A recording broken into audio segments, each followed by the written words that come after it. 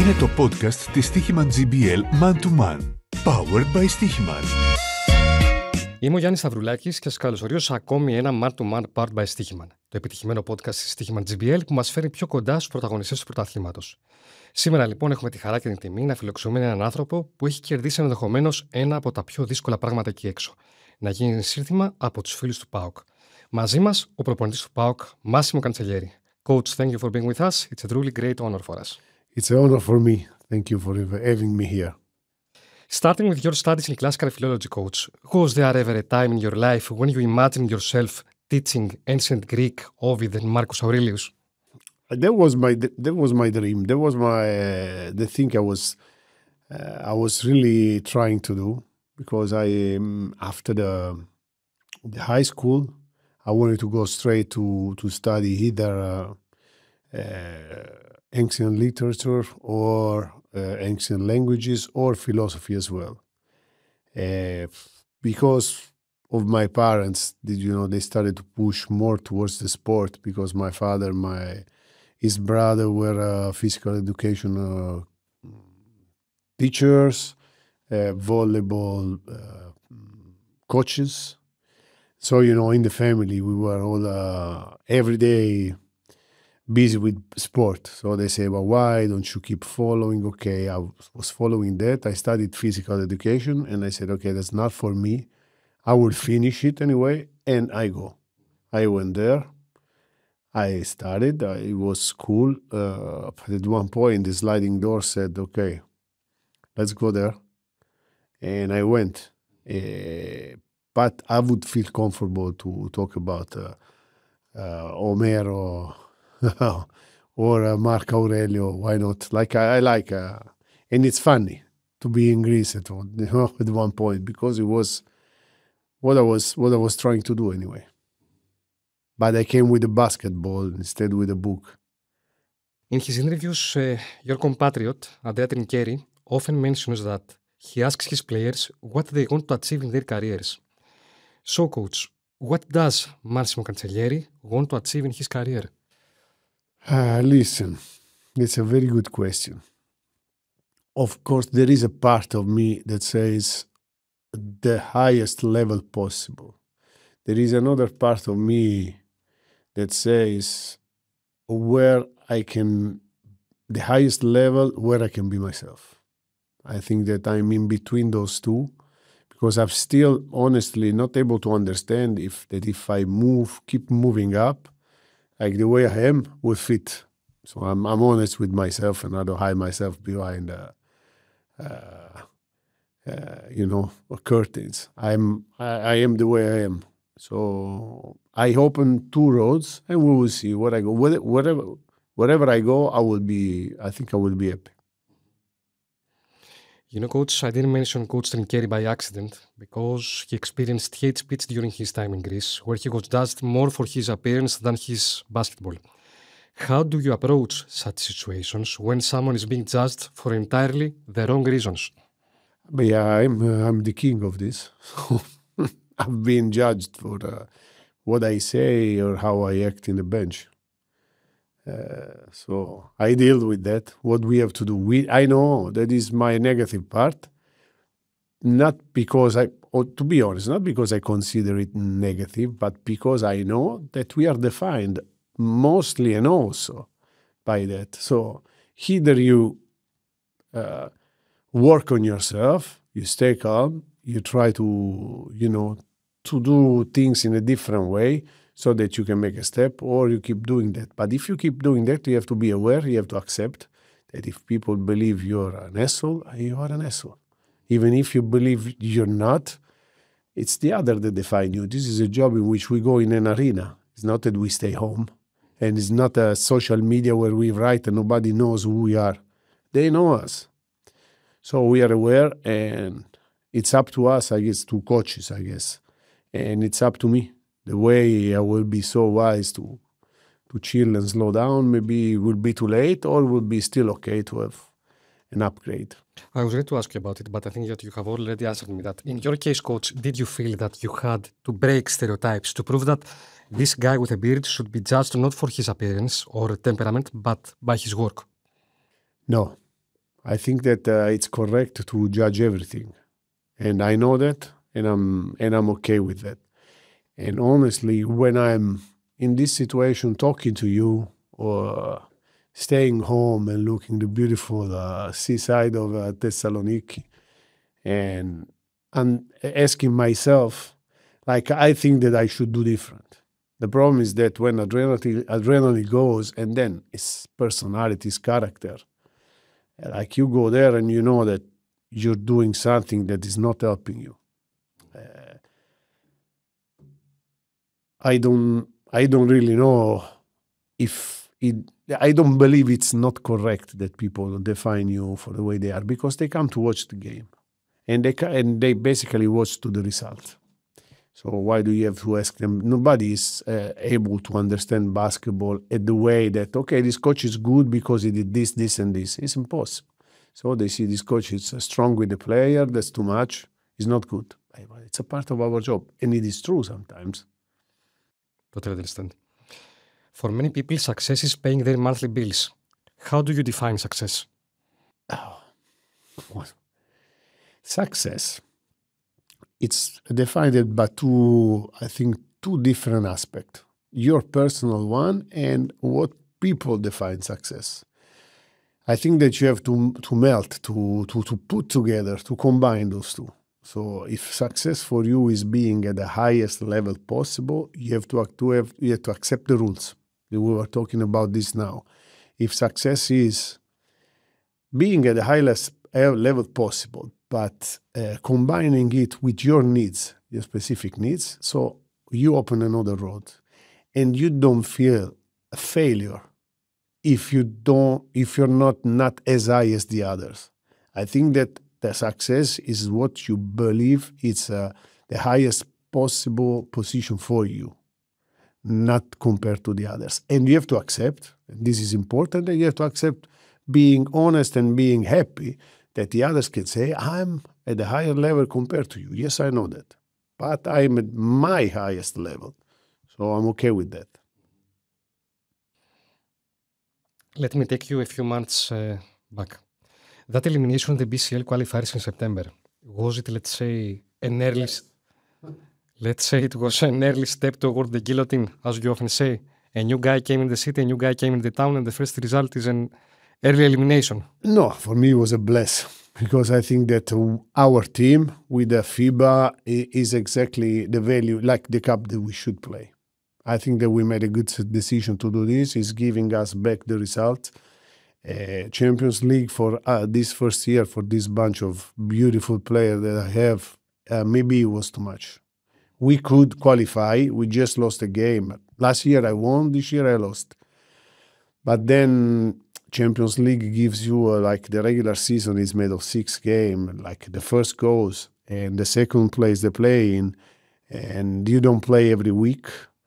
You play every 15 days in the regular season. I think that for us was better to have a process of growth in this way with the FIBA. I guess that the FIBA is, I didn't know that, I didn't experience it, but it's a very competitive, cup, and very competitive. Like, there are big teams. Like, if you know, like I was watching Marussi Bursa. We played Bursa last year in the Champions League. There is Sassari, there is Bilbao, there is Cholet, they are first in the league. There is Zaragoza. Like, unbelievable team. I think that we will enjoy, and we are in the first 8, and it gives to the team some credit and some confidence that the Champions League, maybe next year, if we have the same team, we should do the Champions League. This year, I think we were lucky not to be qualified. How does Kantselieri's temperament fit with Mr. Hadzopoulos' madness about the team? We were talking about this coming here in Athens. Like, he said, you're crazy, but I'm crazy as well. That's what he told me. So I think we are on the same page on that. Like, we smile at each other. You know, we're crazy at the others, and we're respecting our craziness. I feel good with him. I think we are on the same page, and we get along. We get along in our way. You know, we don't talk too much, but we talk enough. We have the same vision, and luckily so far the results are helping us to have a good relationship, as you know. Coach, how difficult is it to survive in your profession when emotions play such a significant role? To be very honest, I have big emotion, sometimes tough to control before and after, not during. You know, those 40 minutes, those crazy 40 minutes. It's tough. You have to be wise. Me, I'm 53, and still sometimes I cannot manage this. Means sometimes it's too much. When you lose a lot, the hype is ready here to grab your neck and to say, okay, you know, I'm cool, I'm good coach, now finally I'm there. And that's the moment in which you start falling. And the same when you are totally depressed because things are not, you work a lot, you love your team, and still things are not going. Mixing these two emotions helps you, at least in the game, to stay there, not to think. Like, that's why sometimes when I get hot during the game, it helps me to stay focused on what I do in that moment. Maybe it's, you know, it's a little trick that I use not to bring with me during the game what happens around and what happened before or what eventually is going to happen after. At the end of the day, has Másimo Canτσελιέρι embraced the title of the man who brought again the spark in PAOK basketball? That's too much.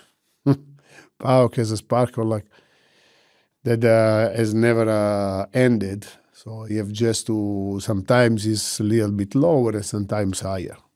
I am just a part of a process, but as I said, this is a group of people that does this. The atmosphere this year is what is bringing us, you know, to be all together. It's not only one. He's not the best player we have, and he's not the coach, and it's not the president, with all the respect, or I don't know, or whoever is. It's all together. We have, I think, we stick very well together. We don't have any problems in overall staff and team. That what is. I think that it goes out. You know, people smell this and see this. That's why and is the first and best connection that the team can have with supporters of PAOK. You know, to see, oh, this team, yeah, okay, I like them. Let's go. I think that is all this. It's not me. But this is not being humble. Like a friend of mine called me yesterday, and he said, "Oh, okay, you were saying that without the team, you're nobody, but you were lying." Maybe I think that I am the best, but still without the team I'm nothing. It's not humble, it's the truth. Like, you can work, you can do the X and O's, you can be a good manager in terms of managing emotion and the team. At the end of the story, they go there and they are like 10 players, 12 players, whoever plays, that they put their emotion. Is the same question you ask me? Like, they have the same problem. And plus, they have the ball in their hands, or they don't have the ball in their hands most of the time, and they have to be useful. And that's a tough job. It's a tough task. So, and it lasts only 40 minutes. So when you're there, like, you gotta be, like, you have really to help each other. So they help each other. They're a great team, and they help the coach to be a good man. I don't think I did so different from other years. So that's why the coach is defined from a team, not from himself. I'm more calm, but just because they help me to stay, calmer. You came to PAOK without your own assistant staff. You took on the team without bringing in your own players. Does this show confidence in your abilities or ignorance of the risks? The second. Absolutely the second. I said I go to PAOK regardless. I didn't ask any specific thing, and I said, okay, let's go, let's work. I needed a break from my standards, and I needed a break from my routine. So I had to do something different to restart a new way of doing basketball. That's what I guess I wanted to do coming here. And I think it was the perfect place. I'm convinced, regardless the result, that is a perfect place for me. If you say, I think I made a good choice to come here. The phrase "Είναι τρελός Ιταλός" is the greatest badge of honor for your 6 months in Greece. For my career, I guess, not. For your career, not only for Greece. No, it's cool. Like, for the first time, people like the way you are. Okay, it happened in Limoges, but they had a different approach. Like, they like my temper, but they were not singing it. Okay, they said, okay, bravo. Let's say, in the first 2 places, ex aequo, as we say in Latin, there is Είναι τρελός Ιταλός and a drapeau, a flag, with my face drawn from the supporters of Limoges. Like, imagine like somebody that says Είναι τρελός Ιταλός with the face, but drawn like another picture. That was huge. These are the 2 best things that happened in my career, beside the results, beside the coaching and knowing a lot of beautiful people. But this is big, yes. How can a coach win over PAOK fans? Results are enough, or you have to do something else? I ask them. Why you ask me? I have no idea. If we bring Panos Orozoglu to coach the team, they will say this his name if he wins. Then maybe they find something, or you come to coach PAOK, they will say your name if you win. This is normal. Supporters want the team to achieve. Wants the team to win. Like, why you should support the team. In PAOK, there is something more. As I said, it's more a love and a religion. Like, they really like, okay, PAOK is everything, and if we don't have result, but the team needs us, we will be there. That's what I believe. But, okay, still, if you don't win, because, like, there are results. I mean, it's the law of the sport, okay? We play with 1 ball, 5 players, and a scoreboard with the score. So one will be happy and one will not be happy. One thing related to character, coach. Before coming here, I was watching an interview with Sasa Danilovic, and one question was, can you pretend to be tough on the court if you are not tough off the court? Is it possible? So, and I would like to rephrase it. Can you pretend to be crazy on the court if you are not crazy off the court? In the end of the day, do we need a touch of madness in our lives? But I think yes. The madness then has to be a logical madness. It has to be a madness that doesn't drive you to do stupid things, but still that show the others that you're there and that you're ready to do something different, Because I believe that at one point when you get stuck, when somebody needs help, you can prove that, like, with your sense of urgency, you can go beyond the limits or you can go in a different direction. So I believe, yes, that, yeah, you need it. You need it. Like, being only and also logical is tough. It's tough because sometimes life is not logical. Yeah. So why? By the way, coach, did the way that you grew up play a role in shaping your character? I mean, did Másimo Canτσελιέρι have to become the tough guy in order to survive? No. I want to become the guy that sits on the bench and they do by themselves. I need to rest. I'm getting old. No. What I try to do in the beginning to be tougher than usual, to prepare the team to what is going to happen. The only thing that I can put and can help the player is knowing in a big advance how is it going to be, and try to prevent. It's like when, in order not to get injured, you do all the drills and all the exercise for yourself, to protect your body. And I have to do all the exercise to protect my team. Then everybody has his own, capabilities and also his own way to do it. And I do it my way, like pushing a little bit, staying, giving them some boost when they don't have energy. But after the first months, I slow down. Or I go straight to the point. When we know each other, it's easier. Ακούτε το podcast της Stoiximan GBL Man to Man. Powered by Stoiximan. A fan's comment on social media. PAOK must become great again, just as it raised us and as we grew up alongside it. Coach, this is realistic, utopian, or is the truth somewhere in between? But this is a supporter sentence. And you have to know that I don't have any social media. And I live a little bit better. You are a blessed person. Yeah. A lucky person. I tell you why. When I was in the BL as a head coach, like they were the first years of Sportando. Okay, so in Sportando there were comments. So I was reading the articles because it became a way to know all the news or all rumors, okay? But at the same time, I was also reading the comments. And they hurt, but a lot. They killed me. So I said, why do I have to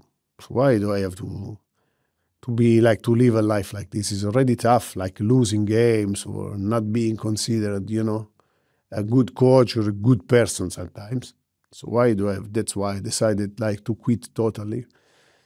And I believe that, every team that has an history and has this passion, like PAOK, believes that sooner or later I have to go. But then, realistically, first we have to finish an era.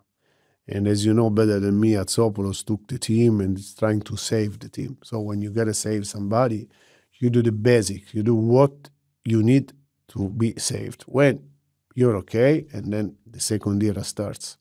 But this is our president is very sharp and says it every time.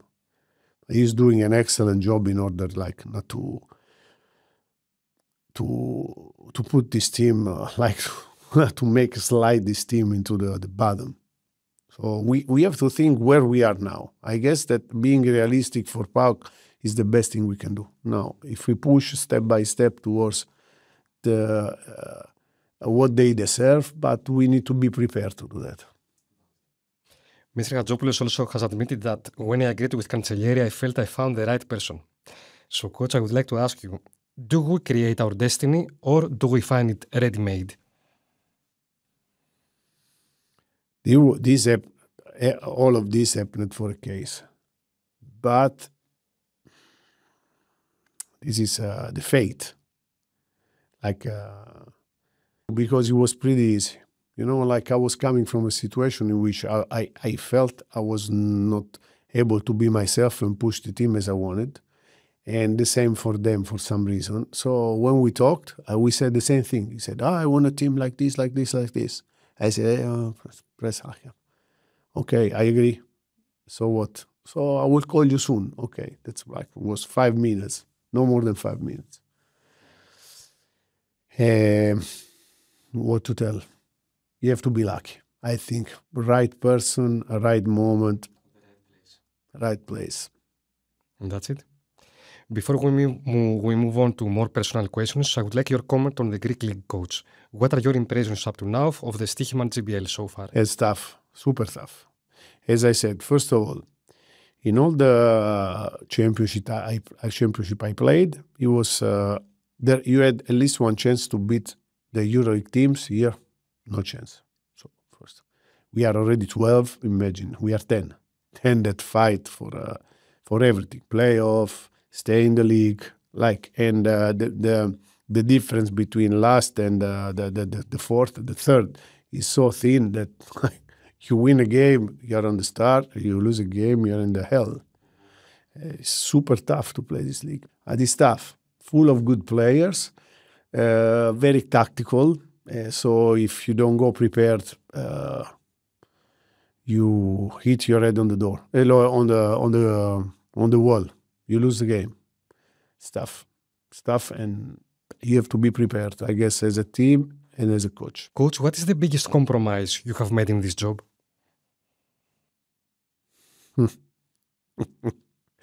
Yeah. Because for me, you are a person who does not, let's say, you don't like such type of situations. No. That's why I ask you. No. Yeah, I made a lot. Let's say that One of them. I will tell you, like the toughest, there are a lot, but the toughest has been knowing that the player was talking me behind my back to the president and letting him play and dealing with him like if never happened, even if I knew that. This has been the toughest for me. And it lasts for 6 months, not for 1 day. This has been the toughest thing I had to do. Let's say the other part that is more personal is what is like BL has been one of my maybe most beautiful part of my career in terms of growing and blah blah. But last year, in which was the only year in which I went in second division, relegated from A1 to A2, it was a disaster year for. And that year I had to I wanted to quit, but they didn't want me to, so I finished the season. It was tough, and but people insulted me and some of our players in a way that like going to the gym was very tough, and going to the game was very tough at the end. Then everything is okay. We went through this, but because it was the last year where my father was alive, and not he told me at one point, okay, I'm not coming to watch the game. That was like staying there and knowing that maybe my father was in Biella, but not at the game. Like this was tough for me. It was super tough. Personal, no, but I didn't like it at all. What is the greatest value in your life?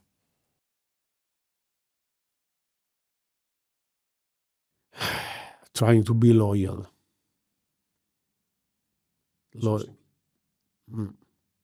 Sometimes being loyal, I get fucked up a lot of times. More than loyal, let's say honest. Because I don't take the fact that if I speak my mind, I am cool. I believe that if I speak my mind, it's what people is being honest at the other and letting him know what I think or what is happening.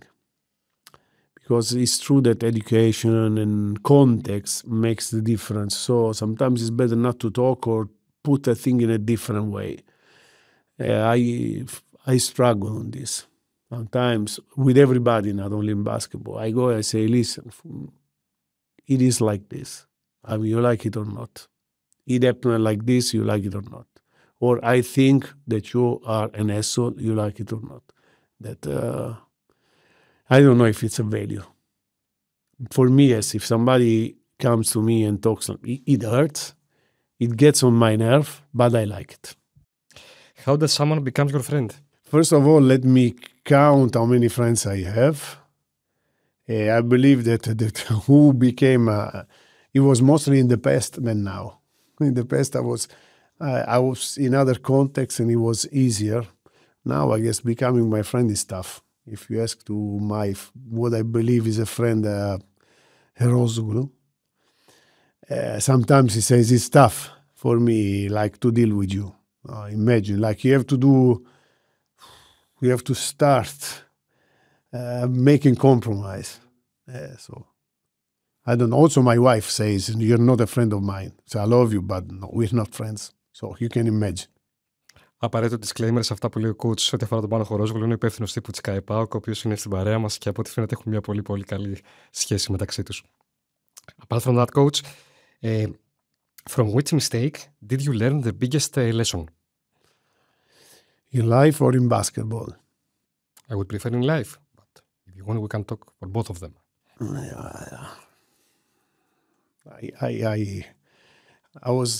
Now I know that this was one mistake to come here with you. Thank you very much about it. Because you make a very interesting and deep questions. Listen, in basketball, I think my biggest mistake is not being able in some situation to smooth and to sharpen the corners. I think that sometimes I made a mistake, like, okay, he is my enemy, I am his enemy, let's fight. That's stupid, very stupid. And it didn't help me in my career. I did it a couple of times. Regardless what the others do, you have to be smart to understand and you adapt if you want to survive in this. So the biggest mistake is, okay, you know that is trying to do something mean against you. If you become mean, you're stupid. That's what I believe that I did. In life, too many. Like everyone. Too many. So we have to bring a big ball, put like 100 piece of paper and pick one. And that's the mistake that I did. What was your greatest fear as a rookie coach? No, as a rookie, no. I have more fear when I'm experienced. I didn't have any because my rookie here was in Montecatini. Okay, I coached the women team, but I was younger and I made also there tons of mistakes, but the situation was a little bit different. Women basketball, it was not a professional situation. We were growing up girls with some pros. My real professional, like paid, as with a salary, it was in Montecatini, second division, and I was coaching Andrea Nicolai, that maybe you remember, and Mario Boni. One was 40, one was 37. And then there was another one that maybe you don't know, it's Paolo Monzecchi, that was another veteran. And this guy helped me a lot. Like I was there and I was feeling that their experience and their knowledge of basketball made me become a good coach for that situation, because they were from Montecatini. So they were so stick and close to the sea. They wanted to do good.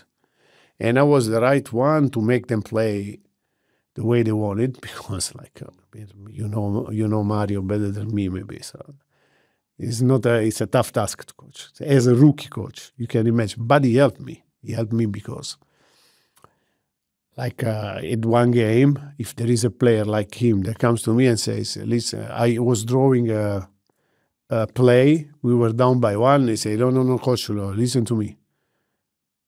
Give me the ball.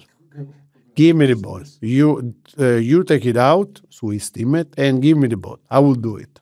Okay. He took the ball, he won the game. He made 6 dribbles from basket to basket, and he made the basket. We won. They were teachers, and they were helping me. So that's why I was very lucky. I made more mistakes after than my rookie year. Mm-hmm. What disappoints you most about society, coach? Society in general?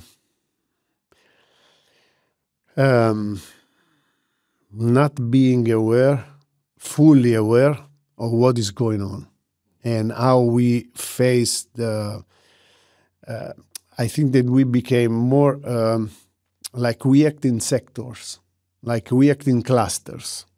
We don't act we don't see the life in its global view, and so you see more or less what is going on, what is the direction that all together we should take. So we see the cluster, that moment, that context, what I like. Now, thanks to God, for one side, we are able to stay in only one context, the one that we like. But this reduces our possibility to foresee, and to think sometimes out of the box. So we tend to stay in the zone, the so-called comfort zone, that it's beautiful because you live better. But at the same time, you don't have that push to say, okay, we are going to change this thing together. It's more, an individual or just a group of people that does this. Because I was born in 1972, I'm a big fan of strikes. I just want to make the strike all together to change things. But now, like in France, still they're like this. We lost a little bit this power of people. Let's say we are more staying all in our zone, but the power of people together. Probably we lost the desire to change the world as they used to do in Europe. Yeah. Maybe there is no need, but you still can change things. Not the world, because it was too much. I think changing the world, still it's on us, because we live in the world. But the desire of fighting for the battles that will improve our life, I think that, okay, no. I'm okay like this. Let's keep. This is in politics. This is in everything, everyday life. It disappoints me a lot. Coach, when was the last time that you cried? There are different situations. Let's say that there are psychiatrists explain me the connection that there is between memory and some part of, I think, hypothalamus. That is the part, and these are of the cortex and hypothalamus. In the part of the cortex in which you put, it creates an unconscious connection between a situation or, I don't know, a sound or a song, something that goes straight there and pushes for a sad reaction. And it happens to me when I hear to some songs out of the blue, even if I'm happy. So sometimes it happens. Let's say when I think that, when I remember that I lost my father, it's been tough for me, the way it happened. And doing this part of my life without him, I have still my mother. This is very helpful. But doing this part of my life without me is mostly that he didn't know my daughter. Sometimes when I start thinking about this, I don't start crying out loud, but, tears come off. When Massimo looks at Cancellieri in the mirror now, what does he say to him? What a beautiful beard you have. And what does Cancellieri reply to Massimo? Well, yeah. You're an idiot. That's what he says. I would like to ask you, a European final with ΠΑΟΚ, it's the ultimate dream for you?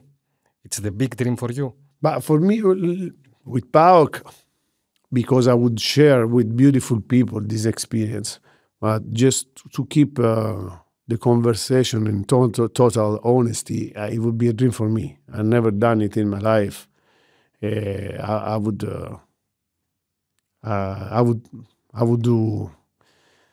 love it. And the combination with this team, with this club, with this situation now, it would be perfect. But going to be there as a head coach, for this year is a beautiful one. I think it's honestly very tough for the level of the teams that we eventually can meet in the last part. But you never know. It's the way you approach and the way we will be able to arrive there, like enthusiasm and staying a little bit fresh. I think it will make the difference. But today I'm not able to. Coach, thank you very, very much for this conversation. We enjoyed it. We hope that you enjoyed it also. It's been amazing. I would stay here another 20 minutes. But Panos will kill us. Panos is waiting for me. Exactly. So I cannot say. I'm sorry. Thank you very, very much, Coach. You're welcome. And thanks for having me again.